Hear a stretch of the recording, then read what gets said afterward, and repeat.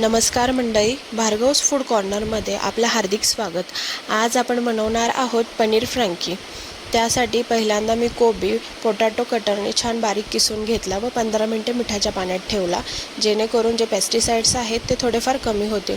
तोपर्यंत आपण पीठ भिजवून घेणार आहोत। त्यासाठी मी प्रमाण ठेवलंय 1 वाटी मैदा आणि 2 वाटी गव्हाचं पीठ। तुम्ही याच्यामध्ये पूर्णपणे गव्हाचं पीठही वापरू शकता।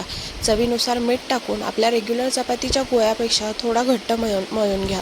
त्यानंतर मी थोडंसं 2 चमचा वाटण वापरले। वाटण्यासाठी मी याच्यामध्ये टोमॅटो, कोथिंबीर, 1 हिरवी मिरची आणि कढीपत्ता वापरलेला आहे।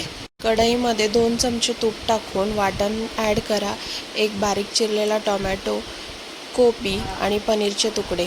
त्यानंतर 2 चमचा पावभाजी मसाला, 1.5 चमचा लाल तिखट, चवीनुसार मीठ टाकून भाजी छान शिजवून घ्या। 15 ते 20 मिनिटात भाजी छान शिजवून निघते। त्यानंतर जी चपाती आहे ती आपल्याला एका बाजूने थोडी कच्ची ठेवायची आहे। जेव्हा आपण फ्रँकी बनवणार आहोत तेव्हा ती बाहेरनं शेकून निघेल। त्यानंतर तयार चपाती ज्या आहेत त्याच्यावरती पिझ्झा पास्ता सॉस आणि मायोनीज सगळीकडेच छान स्प्रेड करा आणि एका बाजूला तयार भाजी व त्यावरती चीज किसून घ्या व त्याचे रोल करून तुपामध्ये छान शेकून घ्या। मी इथे रोल आधीच तयार करून ठेवलेले व ॲट अ टाईम सगळे तव्यावरती शेकून घेतले होते।